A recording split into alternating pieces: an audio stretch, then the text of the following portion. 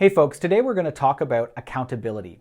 Let's start by defining what accountability is. Well, what it is it's the giving of consequences related to the actions of the people on your team. And often when we think about accountability, we think of it in a negative sense. We think about holding somebody accountable for something, and then we automatically link it to when something goes wrong, who do we hold accountable for that mistake or that problem? When in reality, if we think about accountability as just receiving the consequences of our actions, then that can be both good and bad. So what that means is that accountability can actually be a really great tool to help empower your team.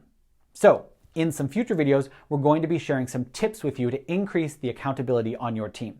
But before we do that, we want to hear about your experience with accountability. Have you ever been held accountable in either a good way or maybe a not so good way? Are you a leader who has had to hold people accountable or work to increase the accountability on your team?